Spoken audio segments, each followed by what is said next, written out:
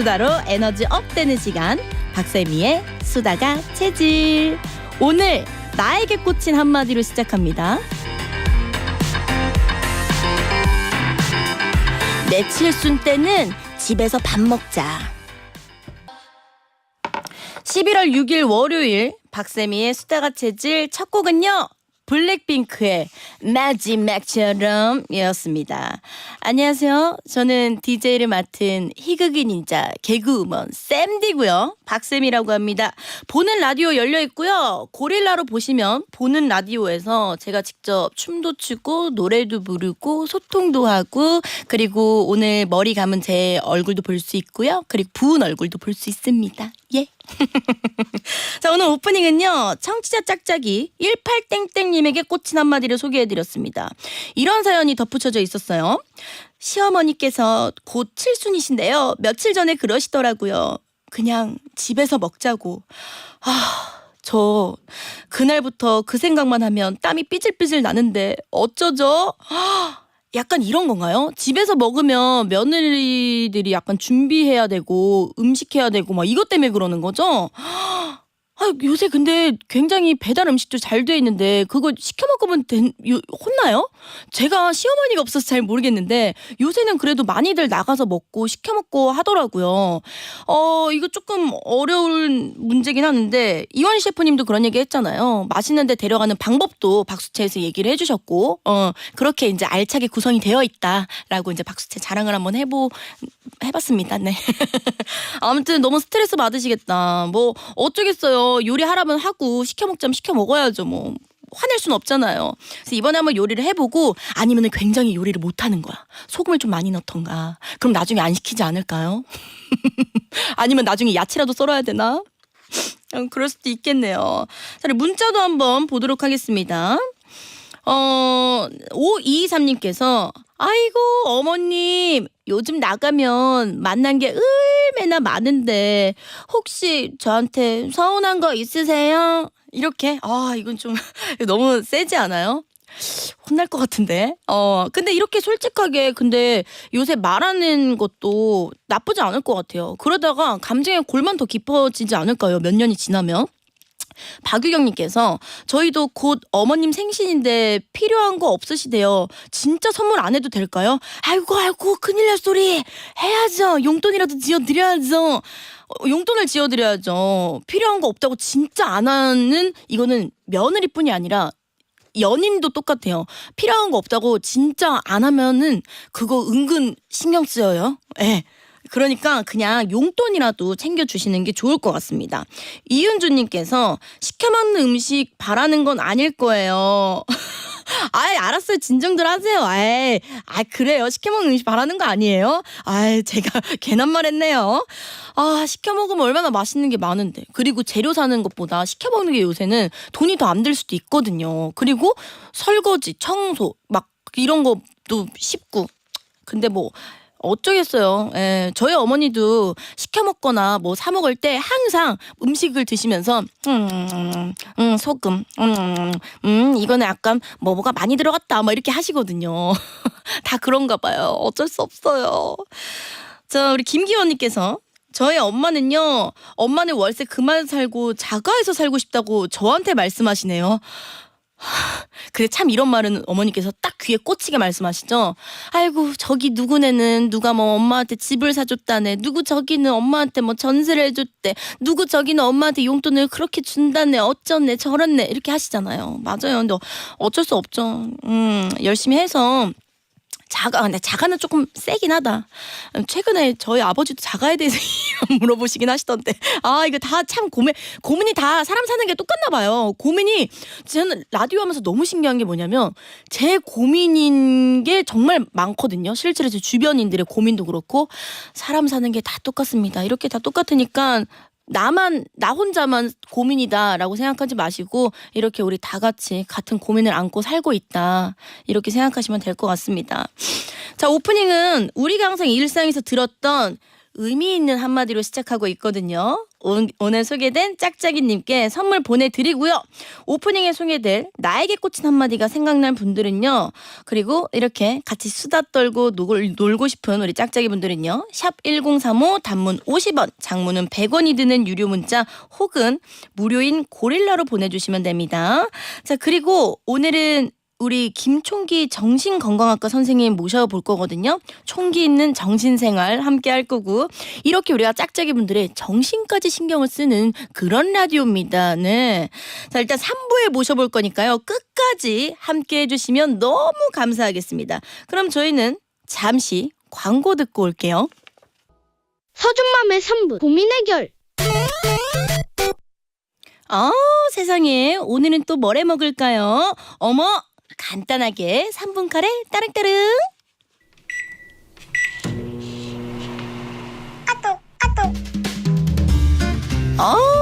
영수한테 톡톡이 왔어. 세상에 뭐야, 남자가 톡톡 보내면 내 남편 난리 까무러질 텐데. 그래도 한번 간단하게 읽어볼게요. 여보, 진짜 의심하면 안 돼.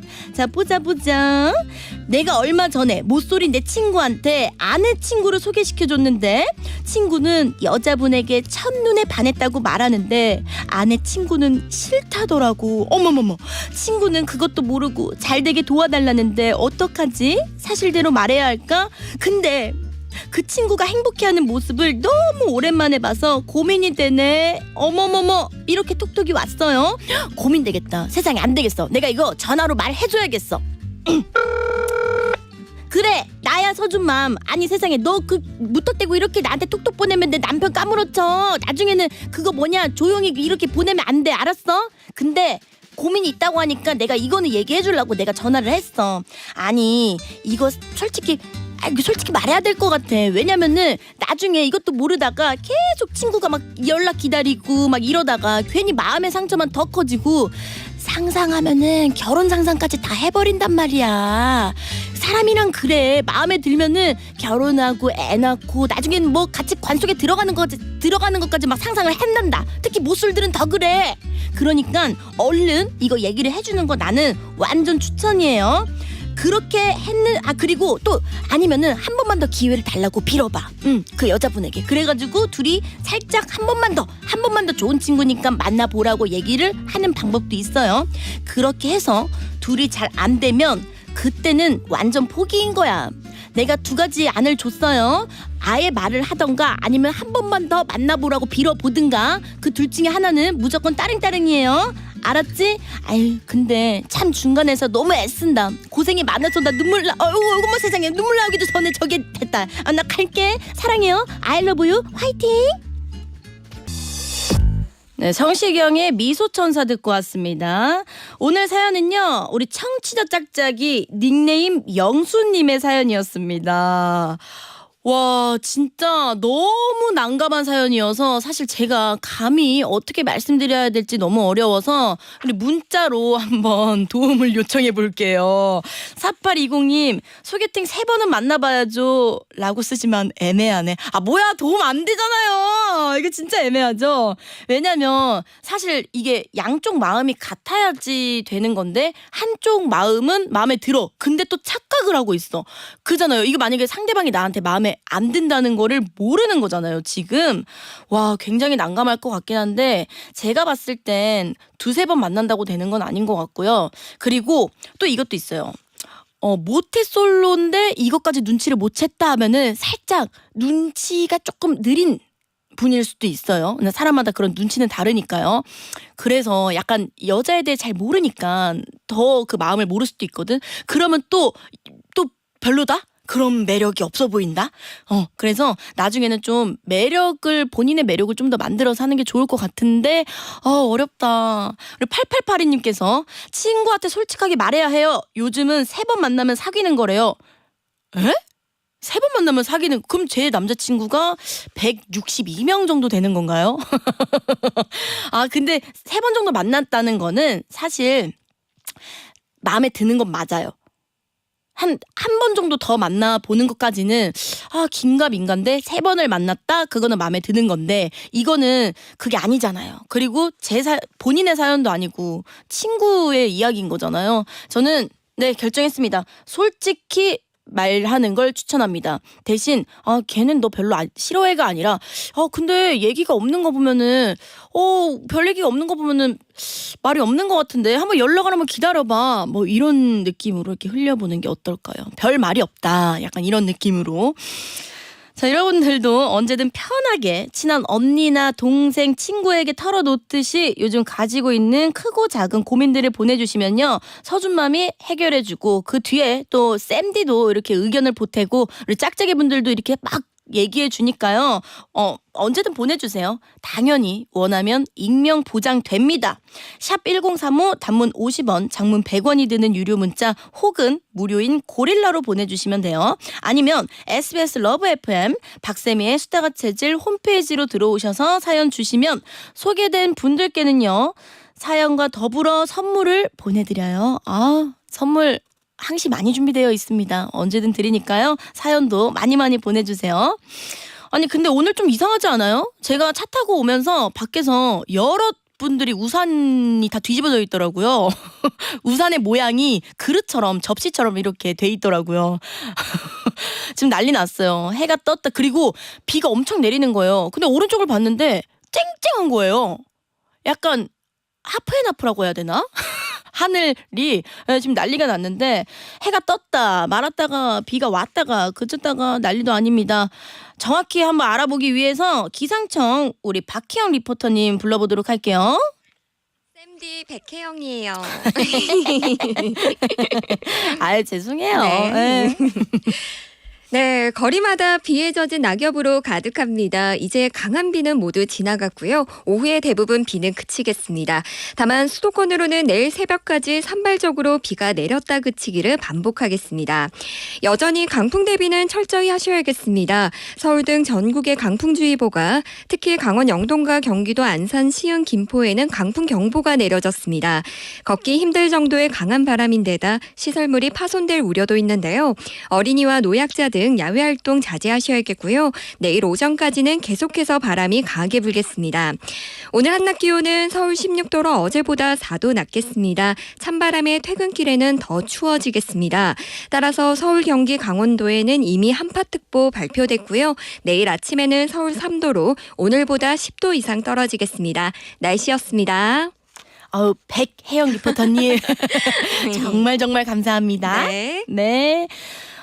오늘 이렇게 짝짝이 분들의 문자가 계속해서 오고 있어요. 우리 박복경님께서 밤새 비바람에 잠을 못 잤더니 지금 솔솔 잠이 오려고 하네요.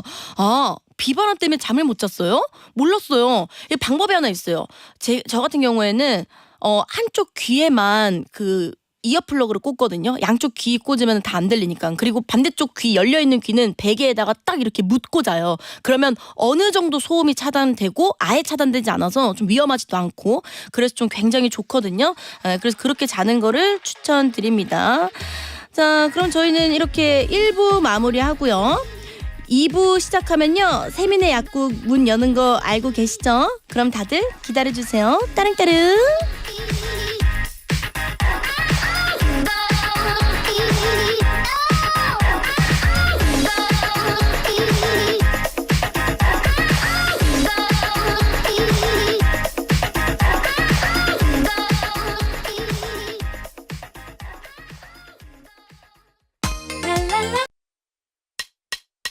박세미의 수다가 체질 박세미의 수다가 체질 매일 낮 12시 5분 같이 수다 떨어요 박세미의 수다가 체질 박세미의 수다가 체질 매일 낮 12시 5분 같이 수다 떨어요 박세미의 수다가 체질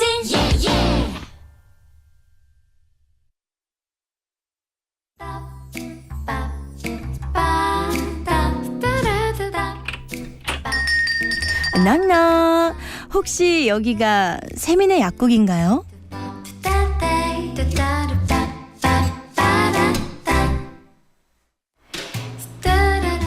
오늘도 친절한 이승희 약사님 모셨습니다. 안녕하세요. 네, 안녕하세요. 주말엔 잠시 문을 닫아서 그런가 또 살짝 보고 싶었거든요. 네, 저도요. 주말 잘 보내셨죠? 네, 주말에 뭔가 되게 바빴던 것 같은데 또 이렇게 기억이 안 나요. 원래 그래요. 그게 굉장히 일이 네. 많고 바쁘다는 네. 이유 증거인 것 같아요. 맞죠? 그러게요. 주말 얘기를 하는데 뭔가 되게 바쁜 기억만 있네요. 아, 너무 좋은 거고. 근데 우리 짝짝이 분들이 또 바쁘게 할 거예요. 왜냐면은 약사님에게 질문을 네. 정말 많이 보내줬습니다. 많이 보내주세요. 매일 하나씩 차근차근 해결하고 다뤄볼 거니까 네. 많이들 보내주시면 될 것 같고, 일단 첫 번째 사연이에요. 한번 읽어드릴게요. 콩콩콩님께서 저희 엄마는 두통약을 항시적으로 구비해두고 조금만 머리가 아프셔도 참지 못하고 두통약을 드세요. 내성이 생긴다고 웬만하면 드시지 말라고 하는데도 두통만은 못 참겠다며 자주 복용하시는데 이렇게 막 드셔도 되는 걸까요? 라는 질문이 왔습니다. 아마 따님은 두통을 경험하신 적이 별로 없으신 것 같아요. 이 사연자분 내용을 들어보니까. 네. 일단 두통을 경험해 보신 분들은 아실 텐데요. 이게 정도에 따라 차이는 있는데 편두통이 가장 정도가 심하거든요. 네.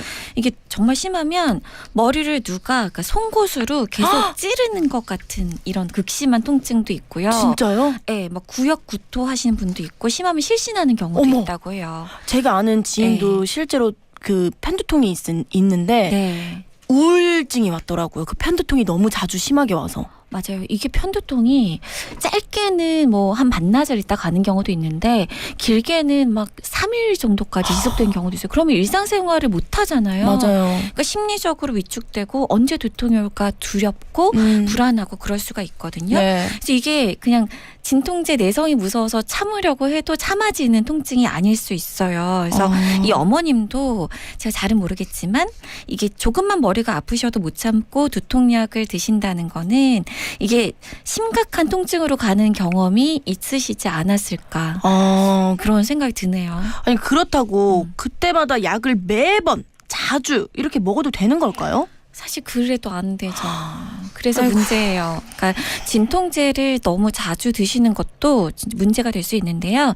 이게 두통 때문에 일주일에 2번 이상 내가 꾸준히 진통제를 드시고 계신다면 이걸로 인해서 약물 남용성 두통이라는 새로운 장르가 생길 수가 있어요. 이게 진통제도 또 한 가지가 아니라 잘 안 들으니까 또 여러 가지 섞어 드신 경우도 많거든요. 그러면 더 위험할 수 있고, 그러니까 이렇게 습관적으로 진통제를 반복해서 오래 드시다가 앞서 말씀드린 네. 약물로 인한 두통이 오면 그때는 정작 그 정식 치료제들이 잘 안 듣는 상황이 와요. 어머나. 그래서요, 이렇게 두통 때문에 내가 일주일에 2번 이상 진통제를 먹게 된다. 또 한 달에 10번 정도는 두통약을 드신다 하시는 분들은요. 네. 일단은 이게 내가 뭐 복용하는 약물이 있다면 약물의 원인이 있지는 않은지 두통을 유발하는 약물도 있으니까요. 네. 그것도 한번 전문가에게 물어봐야 될 것 같고 네. 또 병원에 가셔서 이 두통을 유발하는 기질적인 원인들, 특히 이제 혈관 문제 같은 게 있을 수가 있거든요. 네. 그런 게 있지는 않은지, 원인을 좀 치료할 수 있지는 않은지 좀 검사도 해보시고, 네. 그랬을 때 좀 필요한 경우에는 예방약을 좀 꾸준히 드셔서 두통 발현 횟수를 그 자체를 줄여야 될 경우도 있어요. 한 달에 내가 두통약을 얼마나 자주 먹는지 스스로를 좀 체크를 해봐야겠네요.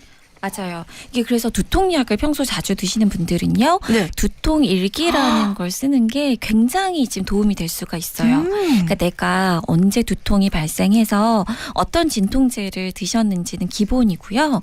이 두통 발생 전후로 그냥 드셨던 음식, 네. 영양제 또는 치료 약물, 또 여성분들이라면 월경일을 같이 기록해 두시는 것도 좋아요. 왜냐하면 이제 우리가 먹는 음식 중에서 뭐 레드와인이나 초콜릿 또는 MSG가 많이 들어간 음식이나 치즈 이런 것도 두통을 유발할 수 있고요.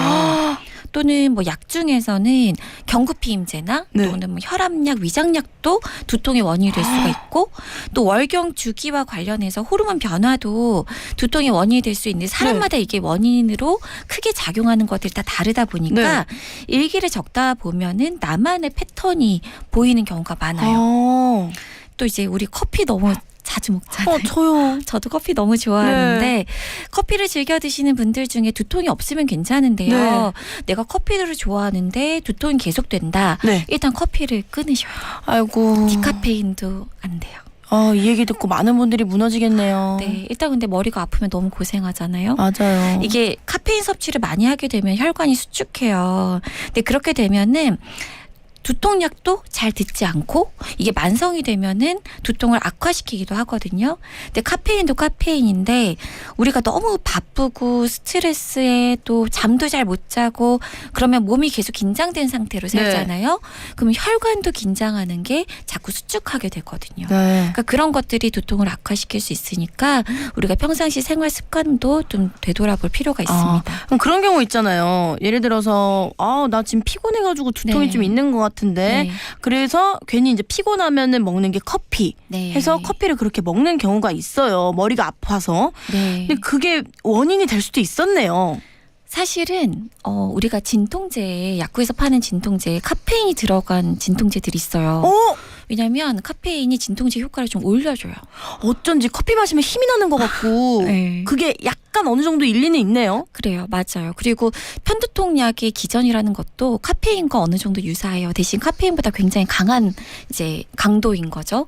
그래서 어느 정도는 내가 머리가 조금 아플 때 뭐 진통제랑 커피를 같이 드셨을 때 경험적으로 나 머리가 좀 맑아져서 하는 분들이 네. 계신데 단 이게 계속되면 네. 혈관이라는 것도 계속 수축해버리기만 하면 반동적으로 늘어나려고도 하고 또 치료 약물이 잘 안 듣고 이것 때문에 계속 만성적인 두통이 올 수 있다라는 거죠. 네.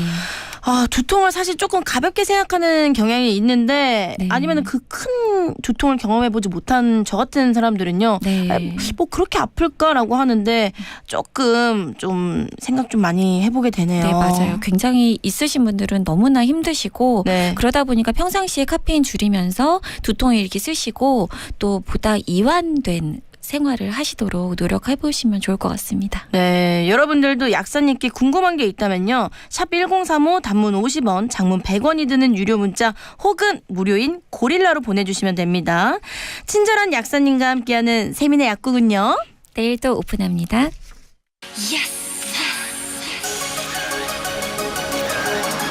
I'm gonna be your paparazzi. 오늘 입은 이 옷 어울리나?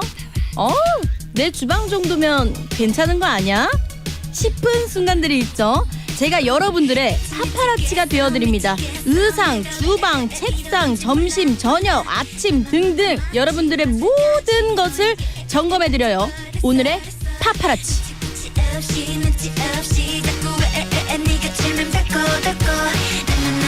이 시간은요, 제가 무슨 파파라치가 된 듯이 여러분들의 패션이나 책상 위, 식탁 풍경, 자동차 내부, 그냥 정수리, 신발, 속 다 보내주셔도 됩니다. 일상의 다양한 모습을 엿보듯이 이야기하는 코너입니다. 이번 주에는요, 지난주 예고했던 대로 여러분들의 점심 메뉴, 전매를 엿볼 거예요. 지금 점심시간이니까 실시간으로 내가 먹고 있는 거 찍어서 보내줘도 되고요. 아니면 어제 먹은 점심, 아니면 지난주에 찍어뒀던 거, 나 이거 점심 사진 진짜 잘 찍었다, 맛있다, 좋다, 별로였다, 모든 거를 보내주셔도 좋습니다. 자, 그럼 예시로 제가 먹었던 점심 사진 먼저 보여드리고 갈게요.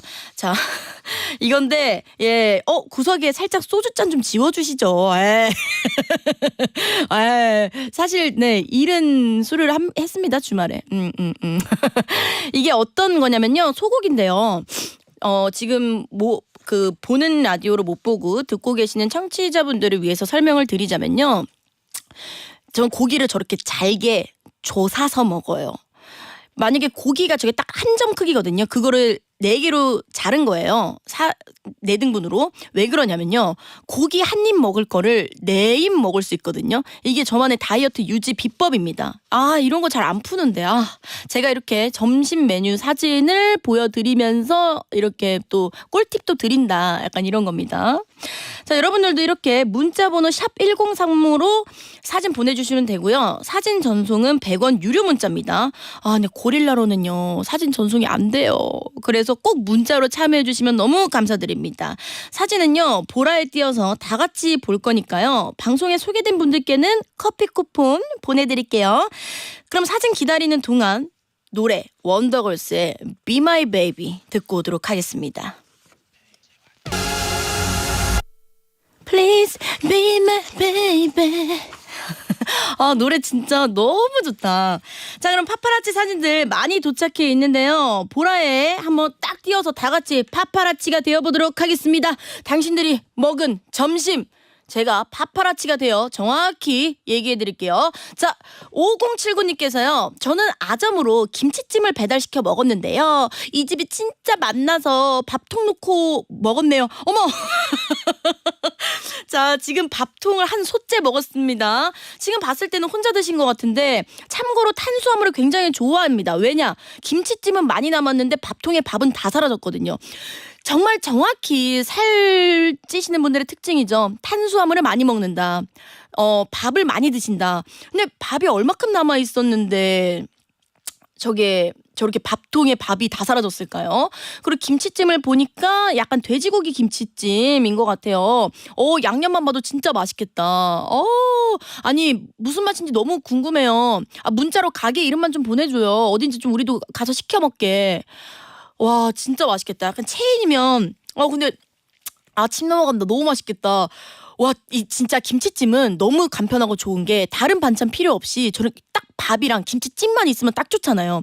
그리고 이제 마지막에 참기름에다가 그 김가루 싹 넣어서 비벼 먹으면 되는데 중요한 건 밥이 없네요. 다 드셔가지고 뱃속에서 잘 섞어 드시면 될 것 같습니다. 자, 480 근데 테이블 없고 바닥에서 먹은 거. 이 테이블이죠? 바닥에서 드신 거 아니죠? 약간 착시 현상이죠? 지금 맨바닥에서 앉아서 드신 것 같은데 아니죠? 자, 그러면 우리 다음 분 볼게요. 4808님, 저는 이미 점심 먹었고요. 아들 오늘 체험학습 간다고 해서 김밥 샀어요. 김밥 도시락을 싼 것 같은데 사진 한번 띄워보도록 하겠습니다. 우와! 우와, 김밥이 제 눈에만 저렇게 하트 모양으로 보이는 거 아니죠? 그리고 귤도 까가지고 가운데에다가 샤인머스켓 새 알에다가 양옆에 귤을 까가지고 꽃 모양처럼 이렇게 해놨고요. 그 다음에 김밥도 참기름을 깨를 대충 뿌린 게 아니라 김밥 위에다가만 딱 이렇게 조금씩 이렇게 뿌렸네요. 근데 약간 김밥은 검은 깨를 뿌려야 좀 더 맛깔나 보이지 않아요? 흰색이어가지고. 와, 근데 김밥 안 터지게 너무 잘 싸셨다. 약간 근데 귤은요 저렇게 까놓으면은 조금 그 겉에가 바삭바삭해지지 않아요? 근데 바로 먹으면 또 편하긴 하겠다. 와, 사랑과 정성이 느껴지네요. 저런 도시락은 사실 딱 2번만 할 수 있는 것 같아. 남친 생겼을 때랑 그리고 연애 초반에 그리고 내 자식 유치원이나 이런 어디 체험학습 이런 도시락 싸줄 때 기죽지 말라고 저렇게 또 이쁘게 싸주신다고 하더라고요. 너무 잘 쌌다. 너무 진짜 저도 한 입 먹어보고 싶어요.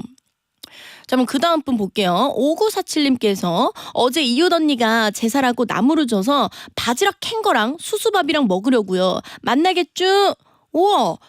지금 밥이 약간 타 보이는데 그게 아니라 수수밥이어서 그런 거죠? 그리고 바지락을 직접 캔 거예요. 지금 바지락국이랑요. 바지락탕이라고 하나? 바지락이랑 그 다음에 수수밥 옆에는 나물도 있고요. 그 다음에 잡채 같은 것도 있어요. 진짜 완전 집밥이네요. 너무 약간 좀 김치같이 그런 자극적인 음식은 없어요. 지금 상을 보니까 약간 여기에 나물도 그 흰색 묻히는 거 그거 뭐라 그래. 맛있겠다. 이거 그만 봅시다. 배가 너무 고프네요. 와, 완전 집밥이다. 이런 밥 한번 먹어보고 싶어요. 바지락 술찜 그런 건가? 아무튼 건강한 약간 집밥 느낌이었습니다. 빨간 양념된 고기나 이런 것도 들어가 있지 않고요. 너무 먹어보고 싶다. 7426님께서 부장님 승진 축하 기념으로 점심 먹었는데 완전 보양식이었어요. 해신탕이네요. 우와, 해신탕 굉장히 비싸잖아요. 여기에 전복이 지금 여러 개 들어간 거 보니까 진짜 금액대가 있는 해신탕이네요. 전복에다가 문어에다가 와, 그 약간 월요일부터 약간 이런 느낌이네요. 이게 또 금요일 날 먹어야 더 맛있거든. 왜냐면 힘내가지고 주말에 놀아야 되니까. 하지만 월요일 날 이걸 먹었다? 힘내서 일 열심히 해라. 이런 뜻일 수도 있겠죠? 제가 또 이렇게 부장님에게 꼬이게 생각하는 걸 수도 있지만 무튼 우리 7426님께서는요. 점심 이거 해신탕 먹었으니까요. 화이팅해서 월요팅 하길 바라겠습니다. 7117님께서 점심 먹으려고요 한 다음에 점심 사진을 보내줬는데 햄버거 옆에 원래 콜라가 있잖아요. 저게 제가 아는 그게 맞죠? 켈땡이라는 그 캔맥주인데 그럴싸했다. 지금 약간 그럴싸했습니다. 자, 수제 햄버거입니다. 딱 봐도. 그리고 감자튀김. 근데 저는 감자튀김 저렇게 굵은 거 별로 안 좋아해요. 그 얇은 거 있잖아요. 엄청 얇은 감자튀김 바스락바스락 해가지고 식감 좋은 거. 근데 저건 약간 푸스락바스락 푸석푸석한 느낌이잖아요. 근데 저는 아스락바스락 뽀덕뽀덕 이런 느낌 좋아하거든요. 근데 햄버거 진짜 맛있겠다. 근데 주말에 근데 이거 혼밥할 때 점심시간인데 저렇게 먹어도 되나요, 맥주를? 굉장히 잠이 올 텐데. 아무튼 시원하게 맛있게 드시길 바라겠습니다. 자, 이제 저희는 이렇게 파파레치 소개된 분들 모두에게 커피 쿠폰 보내드리도록 할게요. 그리고 저희는 광고 듣고 오겠습니다. 박수채 인별그램 다들 팔로우 해주셨죠? 인별그램에 박수채만 쳐도 바로 나옵니다. 이번 주 수요일까지 특별 이벤트를 진행해요. 팔로우 해주신 분들 중 50분을 추첨해 버거 세트 보내드리니까요. 아직 팔로우 안 하셨다면 지금 바로 팔로우 미. 자, 이렇게 저희는 마무리하면서 다이나믹 듀오의 어머니의 된장국 들으면서 다시 돌아오겠습니다.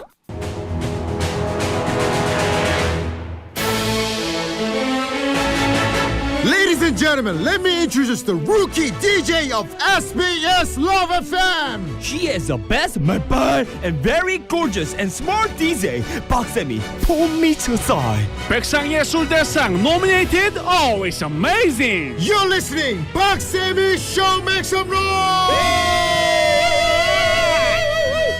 Thank you guys. I'm Sammy Park. I'm DJ of 스타가 체질. Listen please. Follow me. Praise the DJ. 네, 왔습니다. 행운의 세미 로또 시간이 돌아왔습니다. 매일 1시에 찾아오는 행운의 세미 로또 시간. 여러분들에게 행운을 나눠드릴게요. 자, 이제부터 제가 뽑는 탁구공에 적힌 번호 3자리가 내 휴대전화번호 뒷 4자리에 포함이 돼 있다 하시는 분들은요, 문자 보내주시면 됩니다. 예를 들어서요, 1, 2, 3이 뽑혔다면요, 순서 상관없이 0, 1, 3, 2 가능합니다. 1, 3, 2, 2 무조건 돼요. 자, 고릴라는 번호 확인이 힘드니까요, 문자로만 참여해 주시고요. 당첨자 선착순 5분께는요, 피자, 콜라 세트 쏩니다. 자, 오늘도 특별 게스트죠. 우리 김총기 선생님께서 한번 번호를 뽑아주실 건데요. 자, 행운의 번호 첫 번째 뽑아보도록 하겠습니다. 자, 첫 번째 번호 뽑아주세요. 자, 2번 나왔습니다.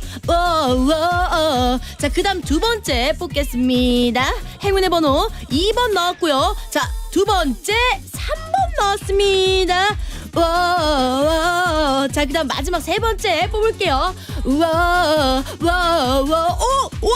3, 4예요. 숫자 연달아 나오는 숫자 2, 3, 4번 뽑았습니다. 자, 뒤에 4자리에 2, 3, 4가 다 들어간다 하시는 분들은요, 중복도 가능합니다. 샵 1035 단문 50원, 장문 100원 유료 문자로 보내주시면 됩니다. 럭키 찬스고요. 놓치면 아주 눈물 나겠죠. 자, 그러면 저희는 기다리면서 세븐틴의 아주 나이스 듣고 올게요. 네, 자, 매일 1시에는 이렇게 제가 공을 뽑아서 선물을 드리는 행운의 셈이 로또 코너를 진행하고 있습니다. 자, 행운의 당첨자 발표해 볼게요. 자, 행운의 선착순 5분을 싹 뽑았거든요. 이번 거는 굉장히 쉬웠습니다. 자, 우리 4322님 당첨이라고 문자 왔고요. 2374 나이스 축하드립니다. 7432님 끼야 저요 로또 걸린 것보다 더 좋아해 끼야. 진짜 그럴까요? 로또가 더 낫지 않을까 싶지만 아무튼 축하드립니다. 자, 4832님 저요 축하해요. 1432님 쌤디 저요 라고 하시는데요. 이분들께는요, 피자 콜라 세트 보내드립니다. 와우. 그럼 저희는 잠시 광고 듣고 총기 있는 정신생활로 돌아오겠습니다.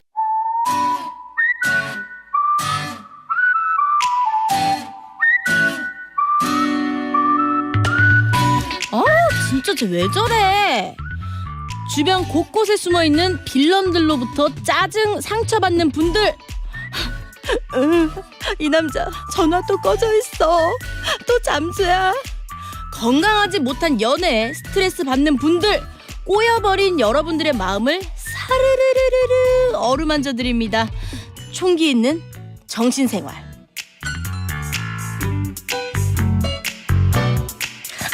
매주 월요일마다 오죠. 우리의 월요병과 더불어 다양한 마음의 고민을 해결해 주실 정신건강의학과 전문의 김총기 선생님입니다. 반갑습니다. 네, 안녕하세요. 지금 많은 분들이 의사 선생님인지 모르고 우리 정신의학과 건강의학과 전문의인지 모르고 잘생긴 남자 누구냐, 그러니까 배우를 안 쳐다본 줄 알고 많이들 물어보세요. 네, 감사합니다. 이런 말 들으면 기분이 어떠세요? 쑥스럽죠. 실제로 제가 아까 여쭤봤거든요. 네. 솔직히 학창 시절에 인기 많으셨죠? 이러니까 아니래요. 진짜 인기 없었어요? 그러게요. 성격이 안 좋아서 그런지. 잠시만요. 정신건강의학과 선생님께서 성격이 안 좋다라는 말씀을 하셨는데. 그때는 정신과 의사가 되기 전이니까요. 약간 의사가 되고 나서 마음에 그 차분함과 안정감도 찾으신 거예요? 계속 노력하고 있죠. 선생님도 노력하고 계십니다. 저는 이렇게 생각해요. 매번 들어보면은 선생님도 노력을 하고 계시더라고요. 근데 저희도 아픈 마음을 노력하고 치유할 수 있는 거잖아요. 정신과 의사는 마음을 다스리는 방법을 잘 아는 사람들이지 마음을 잘 다스리는 사람이라고 할 수는 없어요. 방법을 아는 것과 잘 하는 건 대단히 다르죠. 이게 미묘한 차이인데도 진짜 다른 이야기가 되거든요. 맞죠? 그렇죠. 근데 약간 내 병은 내가 고쳤다라는 의사 선생님들은 신뢰가 가거든요. 사실 이렇게 말하기 쉽지 않아요. 뭐 제가 성격이 안 좋아서 그런가요? 뭐 이런 얘기가 쉽지 않은데 본인이 직접 내 병을 내가 고쳤다는 그런 거잖아요. 근데 원래 중이 제 머리 잘 못 갖긴 하는데. 남에게는 방법을 알려줄 수 있지만 정신과 의사가 안 됐으면 좀 이모저모로 힘든 일들도 더 많았을 것 같긴 해요. 저는 개인적으로. 진짜요? 네. 아니 구자영님께서 헐, 정신과 의사님이 저렇게 잘생긴 분이 있으셨나요? 구자영님, 임자 있으십니다. 결혼하셨어요. 아쉽지만. 네. 근데 그 잘생겼다는 이야기는 많이 들으시잖아요. 최근 좀 더 많이 듣고 있어요. 최근에? 네, 방송 나가고 하면서. 약간 주변 사람들은 그런 얘기 잘 안 하는데. 약간 근데 카메라 마사지 자체가 조금 효과가 있는 것 같아요. 그런가요? 네, 카메라를 좀 받고 나오고 하다 보면 진짜로 많이 얼굴들이 피고 그러더라고요. 샘 씨도 그러셨어요? 저는 거의 뭐 용됐죠. 그래요? 네, 저는 뭐 카메라 마사지만 받았게 저는 여기까지 할게요. 다른 의사 선생님들도 만났어요. 저는 예. 약간 교회 오빠 감성이라는 얘기도 좀 들리네요. 약간 교회 오빠인데 드럼 치는 오빠. 나 좋아한 적 있었거든요. 드럼 치는 오빠 이런 딱 그 교회의 느낌. 실제로 교회 다녀보신 적 있으세요? 아니, 교회를 다니진 않았어요. 그랬구나. 나 그러면 학창 시절에도 친구들 이야기를 조금 잘 들어주는 편이었나요? 학창 시절에 네. 들어주려고 많이 했는데 네. 제 이야기를 더 많이 하는 편이긴 했던 것 같아요. 의사 선생님이 어떻게 되셨지? 근데 그럴 수 있죠. 그래서 정신과 의사가 되면서 네. 듣는 거를 연습하려고 노력을 되게 많이 했어요. 와, 제가 공부만 잘했으면은 전 굉장히 유명한 정신과 의사 선생님 될 수 있었을 것 같아요. 그래요? 전 다른 사람의 이야기를 들어주는 걸 너무 좋아하거든요. 호기심도 많고. 맞아요. 저도 근데 호기심이 많고 궁금증이 많아서 다른 사람들 이야기 보고 이런 게 재밌어서 정신과 의사 되긴 했어요. 근데 지금도 본인 이야기를 더 많이 하시는 것 같은데? 그렇죠. 바로 사실 인정하셔. 타고난 부분이 어쩔 수가 없습니다. 전 이런 거 너무 좋아요. 이런 거에 대해서 그냥 바로 인정하는 자세 있잖아요. 아닌데, 난 싫은데, 안 하는데, 막 이렇게 하는 것보다 맞아요. 이런 게 좋더라고요. 인상도 너무 좋으시고. 자, 그러면은 사실 제 얘기였어요. 네. 제 얘기였고. 자, 그럼 본격적으로 그럼 이거 어때요? 본인 이야기 많이 하는 사람. 본인 이야기 많이 재밌게 하면 좋죠.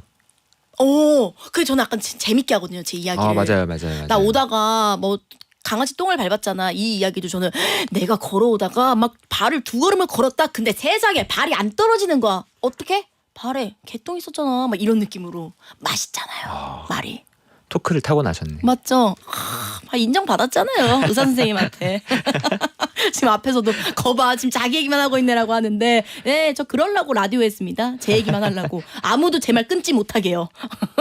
자, 그럼 본격적으로 참여 방법부터 말씀드리도록 하겠습니다. 살다 보면 내가 왜 이렇게 예민할까? 왜 이런 일에 스트레스를 받을까? 아니면은 뭐야 저 사람 왜 저래? 싶을 때가 다들 있잖아요.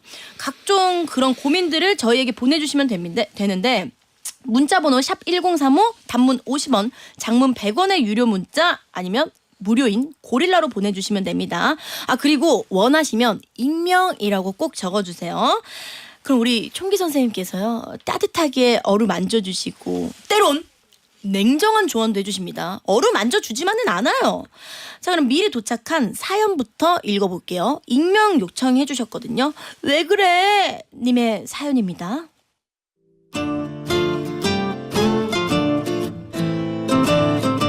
저는 시험이나 면접, 발표 등등 뭔가 큰일을 앞두면 그 무렵에는 일상 내내 불안과 초조함을 느낍니다. 일단 외출할 때 집에 불은 다 껐는지 계속 확인을 하죠. 잠깐만, 불 껐나? 가스 내렸나? 잠깐만, 아니야, 거실 켜둔 것 같은데, 켰나? 이러면서 문 밖에 나왔다가 다시 들어가 확인하기를 2-3번씩 합니다. 또 저희 엄마가 아침마다 드시는 비타민이 있는데 그걸 챙겨 드셨는지 여러 번 여쭤봐서 엄마가 짜증을 내신 적도 많죠. 아니 몇 번을 물어. 아까 먹었다고 했냐 안 했냐. 너 요즘 맨날 왜 그러니? 너 설마 너 또 무슨 시험 앞두고 있어?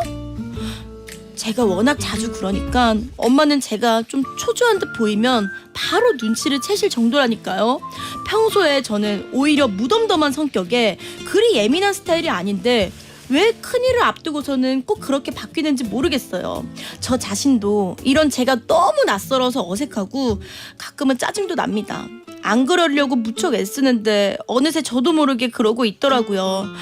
이런 초초병은 어떻게 고칠 수 있을까요? 닉네임 왜 그래 님의 사연이었습니다. 진짜 큰 시험이나 어떤 일을 앞두고서 마음이 초조해지고 그래서 막 일상생활에서 뭔가를 계속 이제 확인하는 약간 그런 초조병이잖아요. 맞죠? 근데 이런 거는 사실 흔하게 좀 그래도 볼 수 있는 이야기들 아닌가요? 초조할 수 있죠. 시험 앞두고 있으면. 근데 이분 같은 경우에는 네. 그냥 초조한 게 문제라기보다는 초조할 때 하는 행동들이 조금 더 중요한 것 같아요. 초조해지면은 네. 자꾸 확인을 하잖아요. 네. 불 껐는지 가스 내렸는지 엄마가 비타민 먹었는지 이런 걸 확인하는 거는 사실 좀 강박적이긴 해요. 그러니까 강박장애를 시사하는 행동들이 좀 있다라고 생각이 들긴 합니다. 강박적이라는 거는 어떻게 해야 한다 혹은 어떻게 하면 안 된다 같은 의무나 금지의 문장들이 원치 않는데도 불구하고 반복적으로 머릿속에 침투해 들어올 때 네. 강박사고라고 하거든요. 이분은 초조하고 불안해지면 강박이 좀 발동되는 경향이 있는 것 같아요. 사실 강박이 예전에는 정신과 의사들도 불안이 강박을 만든다고 생각을 했었어요. 그러니까 네. 불안하니까 불이 꺼지지 않을까, 그러니까 불을 안 끄고 나간 상황이 너무 불안하니까 혹은 뭐 가스를 내리지 않아서 불안하니까 강박이 생긴다고 생각을 했었는데 한 5-6년 전에 발표된 체계로부터 이제 개념을 확 바꿔서 강박장애는 불안할 때 동반되는 경우도 많이 있고 강박이 불안을 만들기도 하지만 강박은 일반적인 불안장애와는 좀 다른 병리를 가지고 있다. 그러니까 뇌 자체에 강박, 뭘 자꾸 생각하고 어떤 생각을 떨쳐내지 못하고 빙글빙글 돌아가게 만드는 회로가 있다라는 게 좀 밝혀져서 강박장애는 조금 다르게 바라보고 있긴 해요. 그래서 초조병이라고 하셨는데 네. 초조병이라고 하면은 이제 그런 병은 없지만 네. 불안장애 일종으로 볼 수도 있겠지만 강박장애는 불안장애랑은 조금 다르다. 이야기를 드리는 게 먼저 필요할 것 같긴 하네요. 네. 와, 그럼 이번의 문제점은 정확히 어떤 거라고 생각해요?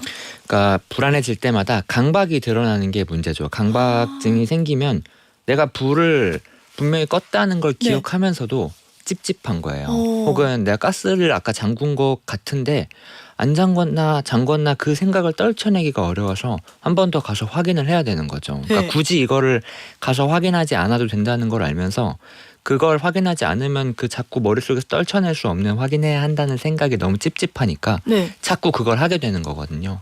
근데 그게 이제 일상생활의 불편감을 많이 일으켜서 그것 때문에 그리고 자꾸 확인하는 것 때문에 네. 일상생활의 사회적인 혹은 직업적인 기능에 저하가 생긴다. 그러면 이제 강박 장애라고 이야기를 할 수 있는 거죠. 아. 예를 들어서 뭐 문 밖에 나가기 전에 가스불을 한번 확인한다. 그건 좀 불편하고 많은 거지만 밖을 나와서 엘리베이터 타고 내려와서 버스 정류장까지 왔는데 다시 집에 돌아가서 가스불을 또 확인하고 나간다. 그랬다가 또 들어간다. 이런 걸 여러 번 반복해서 뭐 출근이 늦는다던가 약속을 제대로 못 간다던가 혹은 주관적으로 너무 많이 힘들고 괴롭다던가 그러면 치료가 필요할 정도의 강박장애라고 할 수 있긴 합니다. 아, 이게 근데 진짜 불안해서 강박이 생겼다? 근데 그 강박 때문에 더 불안해지는 거잖아요. 그렇죠. 그렇죠. 이게 반복이 더 커지는 것 같아요. 막 악순환이 되는 거죠. 악순환이죠. 예, 예. 그럼 또 본인이 안 그러려고 애쓰는데도 내 자신이 낯설다 이렇게 생각하면은 또 다른 스트레스가 되는 거잖아요. 그렇죠. 그렇죠.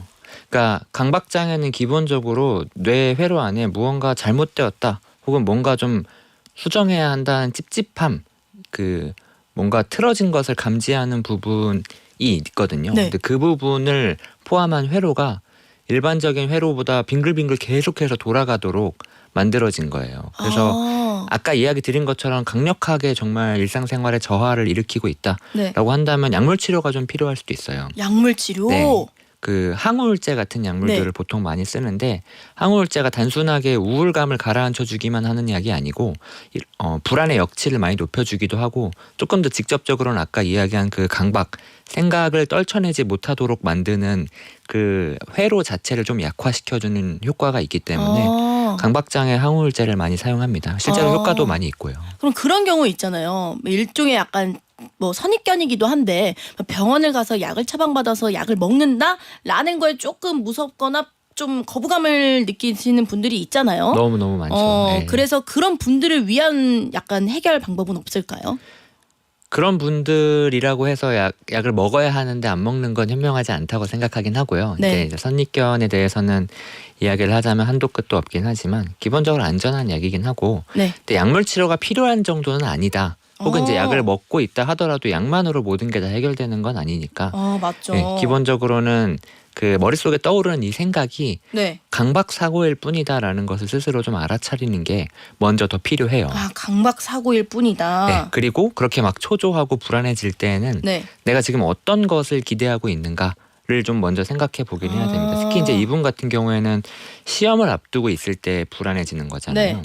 강박장애를 제가 아까 뇌회로 생리학적으로 설명드리긴 했는데 역동적으로 설명을 해보자고 한다면은 강박장애는 주로 무언가를 내가 통제하지 못할 것 같다라는 두려움이 있을 때 많이 생겨요. 네. 그래서 시험 같은 경우에는 내가 아무리 열심히 준비를 해도 결과를 완벽하게 통제할 수 없잖아요.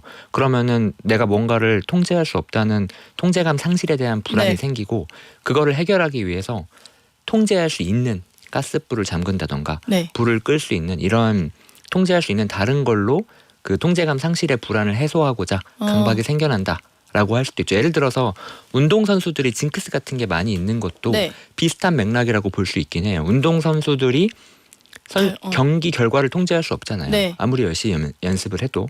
그러니까 통제할 수 있는 징크스를 자꾸 만들다 보니까 네. 그 징크스가 강박이 되는 경우도 있죠. 결벽증이 있는 분들도 있고 경기 뛰기 전에 항상 뭔가 의식을 치러야 하는 분들도 있고. 그럴 수 있겠네요. 근데 저는 개인적으로 펫캠이나 약간 집에 CCTV 같은 게 있잖아요. 네. 그런 거를 불 껐는지 안 껐는지 확인할 수 있는 위치에다가 다는 것도 나쁘지 않을 것 같아요. 그거는 사실 그렇게 좋은 방법은 아니에요. 왜냐하면 그렇게 하면은 불안감이 들 때 확인할 수 있는 좋은 방법이 되긴 하지만 네. 기본적으로는 강박을 일으키는 회로 자체가 남아있는 거기 때문에 그거를 확인할 때 뭔가 확인했다라고 잠깐 시원해지거나 마음이 편안해지는 거는 되게 지속 가능하지 않고 일시적이에요. 다시 또 불안해지고 아니면 또 다시 다른 거에 불안해질 수도 있겠네요. 다른 게 불안해질 가능성도 높고 아니면 펫캠을 강박적으로 계속 볼 수도 있습니다. 아, 맞아요. 시도 때도 없이. 저 익명으로 보내주신 사연입니다. 전 제가 쓴 물건 원위치에 안 있으면 불안합니다. 제 물건 쓴다 해서 속상한 게 아니라 원위치에 안 놓아져 있으면 짜증이 나요. 제가 예민해서 그런 걸까요? 라고 하는데 이분도 그러면 아까랑 같은 케이스예요? 맞아요. 이것도 정확하게 강박증이 있는 분들이 많이 호소하는 증상 중에 하나예요. 많아요. 저러신 분들 제 주변에도 굉장히 많거든요. 그 뭐 원위치 혹은 정렬, 순서 이런 것까지 다.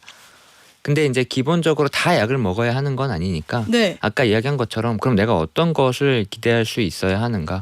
내가 진짜로 모든 물건들이 다 제자리에 정렬되어야 하는가? 내가 가스불과 전등을 살면서 한 번도 놓치지 않고 다 닫아야 하는가? 이런 네. 것들이 내가 지금 기대하고 있는 것인지, 그렇다고 한다면 그 기대가 얼마나 현실적인 것인지 네. 이런 것들을 체크하고 확인해 볼 필요가 있긴 합니다. 잘 들으셨죠, 우리 짝짝이 분들. 오늘도 너무 좋은 말씀 해주시고 계시는데, 그럼 저희는 잠시 노래 듣고 올게요. 리치의 사랑의 이 말 밖엔.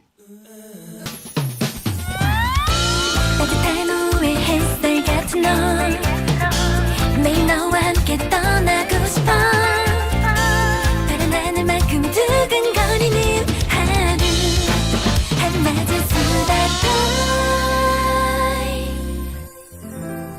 박세미의 수다가 체질. 박수채 4부 시작했습니다. 오늘은 우리 김총기 선생님과 총기 있는 정신생활 함께하고 있는데요. 나는 왜 이럴까?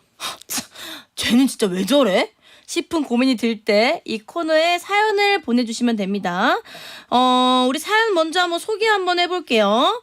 정양준님께서 뭔 일이 생기면 바로 가슴이 두근대고 심장이 터질 것 같아 손에 아무것도 잡히지 않고 머릿속에 그 일로 꽉 차서 멍 때리고 계속 그 일만 생각하는데 그게 약으로 가라앉힐 수 있다는 거죠? 상담 한번 받으러 가봐야겠네요.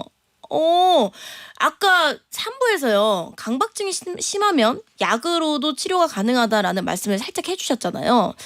혹시 이분도 그런 방법이 될까요? 그럼요. 오, 네, 그럼요. 아마 아까 말씀해 주셨던 선생님의 말씀이 좀 도움이 된 것 같아요. 다행이네요. 근데 약으로 다 해결되는 건 아니지만 약은 네. 분명히 치료에 도움이 될 수 있습니다. 강박증 가지신 분들이 진짜 많아요. 생각보다 많습니다. 그런 것 같아요. 네, 이게 맞아요. 처음에는 나 강박증인가 싶다가 점점 더 심해지는 경우가 있더라고요. 맞아요. 그래서 제가 봤을 때는요. 강박증 가지신 분들이 굉장히 많으니까 병원에 가는 것도 처방을 받는 것도 절대 나쁜 거 아닙니다. 정말 요새는 많이 가는 추세기도 하고요. 송지연님께서는요. 책을 보거나 시험 공부를 할 때 글자 하나하나 처음부터 차근차근 봐야 하는 이것도 강박인가요? 덕분에 시험 공부할 때도 진도 나가기가 너무 어려워. 시험 공부 포기한 적 많았는데 이것도 병일까요? 책 읽을 때도 앞에 읽었던 부분 기억이 안 나면 처음부터 우름우름 책 한 권 있는데 몇 개월이 걸린 적도 병은 아니겠죠? 라고 하시는데 일단 송지연님 제가 이 글을 제가 계속 뭐뭐하고 이랬고 했고 이렇게 한 이유가 뭐냐면요. 말 끝마다 다 책을 보거나 시험 공부 덕분에 많았는데 처음부터 몇 개월이 걸린 적도 이게 지금 몇 개가 들어있는지 모르겠는데 이 패턴을 봐도 이분의 성격이나 마음 상태를 파악할 수 있을 것 같아요. 굉장히 약간 조금 소심한 면도 있으실 것 같고 고민 많고 걱정 많고 생각 많은 게 이 점에서부터 느껴지거든요. 선생님 보기에는 어떠세요? 맞아요. 그런 부분에서도 좀 뭐 유추할 수 있긴 하지만 점점으로 뭐 마음을 판단하기는 좀 어렵긴 하죠. 근데 일단 말씀하신 건 확실히 강박이 맞는 것 같아요. 근데 그것 때문에 진짜로 시험 공부가 안 되거나 공부를 해야 되는데 네. 그 앞으로 다시 돌아가서 읽어야 되는 것 때문에 성적이 떨어지거나 네. 하면은 치료가 필요한 수준이다라고 생각할 수 있을 것 같긴 합니다. 저 같은 경우에도 책 2줄 읽으면 내용이 기억 안 나서 다시 읽고 2장 읽고 다시 처음부터 읽고 2장 읽고 다시 처음부터 읽고 2장 읽고 다시 처음부터 읽는 게 반복인데 이것도 병인가요? 그러니까 그게 주의력의 문제인지 아니면 정말 강박의 문제인지를 감별할 필요가 있긴 해요. 주의력인 것 같습니다. 저도 문제가 있었네요.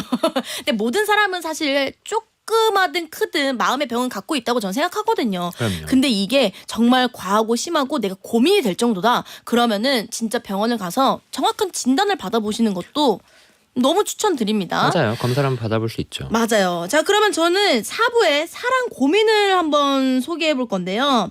사랑 때문에 골치 아프다, 고민된다 하는 분들 굉장히 많잖아요. 그래서 먼저 익명 요청하신 이모 씨의 고민부터 시작해 보도록 하겠습니다.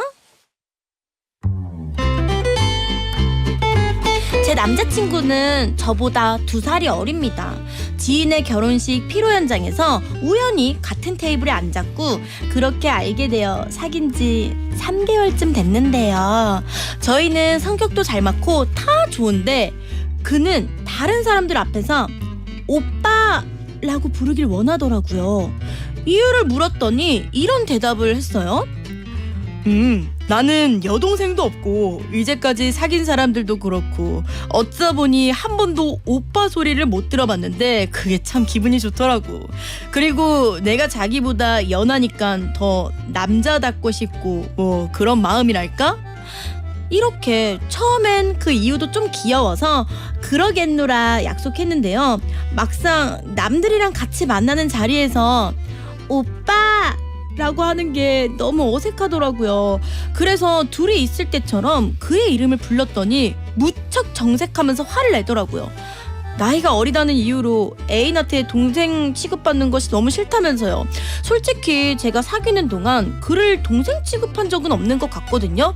오히려 연하기 때문에 더 동등하게 대하려고 신경 썼는데 그 오빠 소리 좀 안 했다고 이렇게까지 몰아갈 일인가 싶어요. 그 후로도 사람들 앞에서 오빠라고 안 했다고 화낸 적이 종종 있어요. 사실 그 부분을 빼면 평소에 그는 참 다정다감하고 좋은 남자친구라 오래 만나고 싶다고 생각했는데 오빠 소리에 집착할 때면 매번 좀 놀라게 되네요. 이 사람 왜 이러는 걸까요? 그냥 맞춰줘야 하는 걸까요?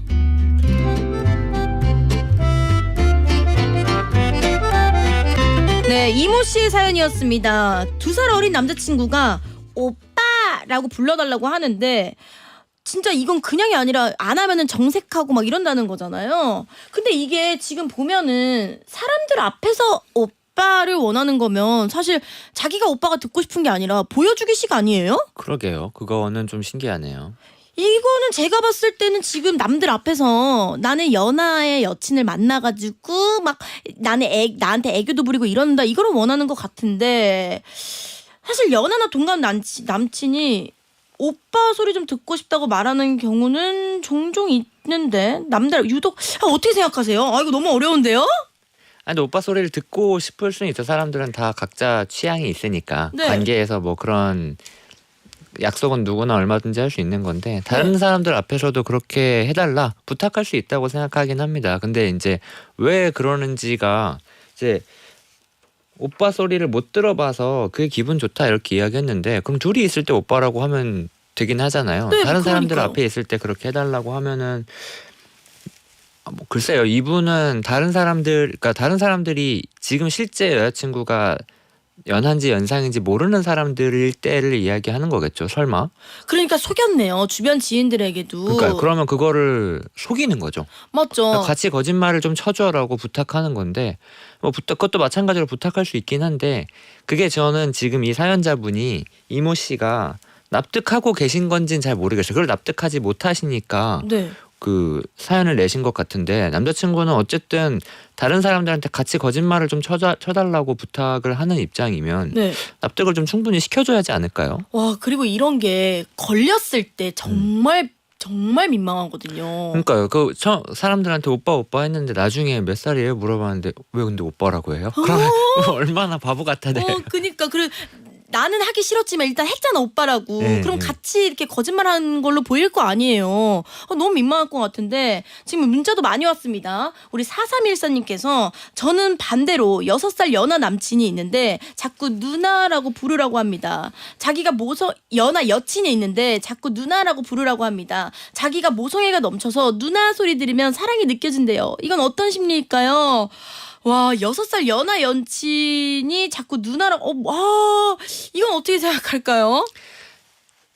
다 각자 그러니까 정신 분석적으로는 이유가 있다고 생각하긴 합니다. 이제 네. 정신 결정론이라는 말이 있거든요. 우리의 모든 취향과 행동과 말은 다 이제 심리적인 원인과 동인이 있다라는 네. 건데 저는 문제가 되지 않는 모든 취향과 행동을 다 역동적으로 그 원인을 밝혀야 한다고 생각하지는 않아요. 그러니까 연하가 누나 소리를 해달라고 하거나 아니면 연하 남자가 오빠 소리를 불러달라고 하거나 무언가 그 사람 마음의 분석적인 원인이 있겠지만 그걸 생각할 필요는 없다고 생각하는데 네. 그거를 이제 연인 간의 약속으로 만들 수 있잖아요. 네. 이제 각자 취향은 다 엄청 다양하니까 남들이 볼 때 그 취향이 이상하다 하더라도 그 연인 간에 서로 합의가 되고 즐거우면 저는 괜찮다고 생각하긴 합니다. 원인과 네. 상관없이.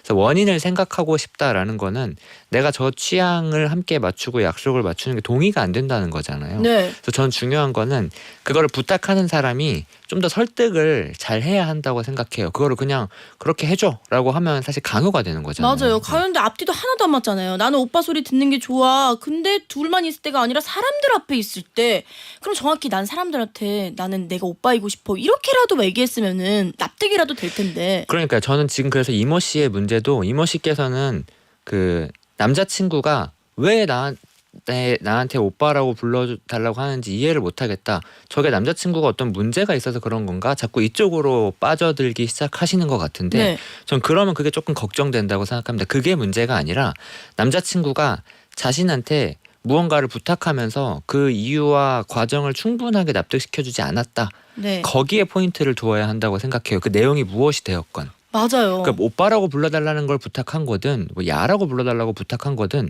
왜 그거를 다른 사람들 앞에서 그렇게 해달라고 하는지 남자친구가 충분히 납득시켜주지 않아 놓고 아. 일반적인 대화 태도에 대해서 화를 냈다. 네. 라는 그 상황에 좀 더 포인트를 두셔야 할 것 같습니다. 아, 이거 같아요. 지금 구자영님께서 이건 자기를 우대해주길 바라는 거 아닐까요? 라고 하는데 사람들 앞에서 지금 아까 얘기를 들어보니까 동생 취급 받는 것도 싫다고 했잖아요. 그러니까 사람들 앞에서 혹여나 본인의 이름을 부르거나 하면은 낮게 보일까봐 그러는 것 같고 사람들 앞에서 자기를 오빠라고 부르기 원하는 건 우대해주길 바라는 것 같기도 하네요. 그럴 수도 있는데 이제 이것도 지금 샘디도 그렇고 네. 자꾸 포인트가 그 남자의 심리를 자꾸 분석하려고 하면 저는 갈등으로 갈 가능성이 크다는 거예요. 남자가 무슨 심리적인 역동에 의해서 오빠라고 불러달라고 했는지가 전 핵심이 아닌 것 같다는 겁니다. 아, 그 사람의 이유와 과정을 정확히 알아야 한다. 아니요. 이유와 과정을 알아야 한다기보다는 그거를 해달라고 부탁하는 태도에 문제가 있다는 거예요. 저는. 나는 그냥 그렇게 하는 게 좋아 라고 이야기하고 사회적으로 납득하기 어려운 거를 강요하고 안 해줬다고 화내고 이 태도가 문제지 저는 오빠라고 불러달라고 하는 그 심리적인 마음의 이유가 뭐냐 이게 중요한 것 같지 않다는 거예요. 우리 서지혜님께서는요 4살 연하 남편은 연애할 때 오빠라 했더니 듣기 싫어하던데요. 그냥 자기라고 부르기로 했어요. 아 그냥 참 자기 여보 뭐 이런 애칭들이 있을 텐데 이것만 하면 참 편할 텐데. 오빠도 마찬가지로 애칭이 될 수 있죠. 근데 이제 그걸 다른 사람들 앞에서 오빠라고 해달라고 한 거를 그 상대방을 좀 배려해가면서 부탁해야지. 나는 그렇게 해줘. 안 하면 화내고. 이건 맞아요. 사실 강요고 예의가 없는 거라고 생각해요. 아, 이분 남자친구가 예의가 없다. 네. 저를 8810님께서 저도 비슷한데요. 저를 공주로 대해주는 다정한 제 남자친구는 자기 친구들 앞에서만 저를 시키고 무시하는 태도를 취합니다. 친구들에게 남자이고 싶다고 이해해달라고 하는데 이건 어떻게 해야 될까요? 아, 보통 남자들이 친구들 앞에서 굉장히 남자인 척 이거는 굉장히 하수입니다. 남자인 척 나는 얘는 지금 나 때문에 껌뻑 죽어 이런 척을 하고 싶어 하는데 사실 본인이 정말 멋있어 보이려면 내 옆에 있는 여자친구 먼저 챙겨주는 그 모습이 남들 다 가서 그래요. 커플들이 딱 집에 가서 방금 그 총기 오빠 봤어? 총기 오빠는 자기 여자친구만 신경 쓰고 얼마나 멋있는데 라고 그렇게 바라보더라고요. 맞아요. 근데 사실 이거 좀 약간 옛날 스타일이긴 하죠. 요즘에는 좀 더 이제 여자친구 아껴주고 배려해주고 하는 게 좀 더 멋있긴 한데 맞아요. 뭐 사람마다 취향 차이라고 생각합니다. 근데 네. 그거를 친구들한테 남자이고 싶다고 이해해달라 하는데 네. 그 무시하는 태도에서 내가 좀 무시당하는 기분이 든다. 그래서 좀 불쾌하다라는 거를 전달할 수는 있다고 생각해요. 여자친구가. 근데 네. 그 남자친구가 근데 내 정말 진심이 그런 게 아니고 그때만 꼭 납득이 되면 되는데 야 그걸 왜 기분 나빠하냐? 그냥 내가 평소에 너한테 그러는 거 아니잖아. 친구들 앞에서만 좀 맞춰줘. 이런 식으로 나오면 네. 아까 이야기한 것처럼 강요가 되는 거고 맞아요. 그런 태도가 문제다라는 겁니다. 맞습니다. 그러면은 우리 이모 씨의 사연 봤잖아요. 이분 이제 어떻게 하는 게 좋을 것 같습니까?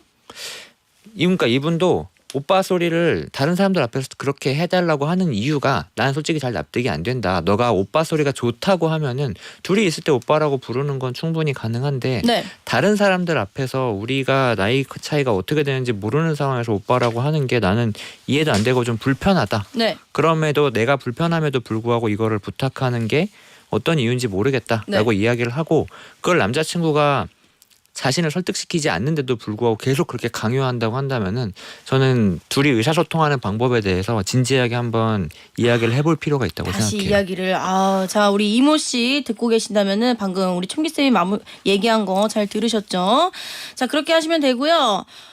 저는 이제 써니일의 두근두근 듣고 올 건데 고민들을 계속해서 보내주시면 됩니다. 샵 1035 단문 50원, 장문 100원, 고릴라는 무료니까 많이 보내주세요. 네, 그리고 고민 문자가 너무 많이 왔습니다. 우리 익명으로 보내주신 분이에요.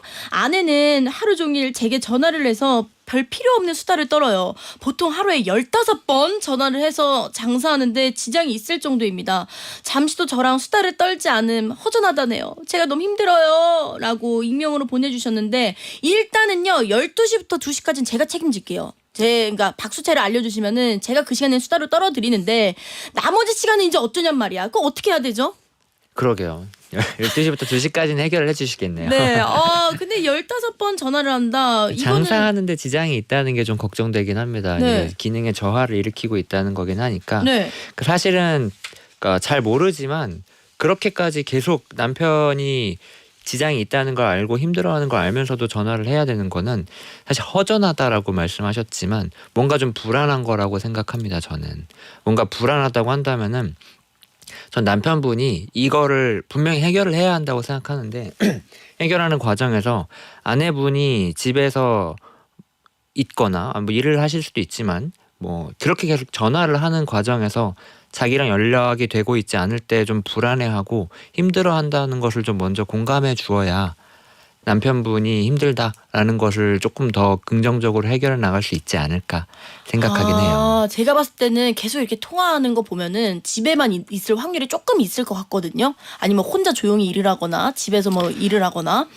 근데 이게 그건 것 같아요. 진짜 자기가 집에 있으면서 혼자 상상을 하면서 또 불안하고 남편이 옆에 있어야 되면 될 것 같고 목소리 들어야 되면 될 것 같고 그래서 약간 불안의 원인을 충분히 이야기하고 찾으라는 이야기죠. 뭔가 만약에 불안해서 그렇게 전화를 하는 거라고 한다면 남편분이 제발 그만 좀 전화해 너무 힘들어 이렇게 이야기를 하면은 그것 때문에 사실 더 불안해져요. 그러면은 악순환이 벌어지기 때문에 네. 물론 힘들기 때문에 조정이 필요하긴 하지만 소통 네. 과정에서는 아내가 왜 그렇게까지 계속 전화하는지에 대해서 먼저 공감해 주어야 다가갈 수 있지 않을까 싶어요. 네, 우리 익명으로 보내주신 분께는요, 불안함의 이유가 뭔지, 약간 불안한 건지부터 먼저 이렇게 찾아보는 게 중요한 것 같고요. 절대 짜증내거나 화내지 마세요. 아시겠죠?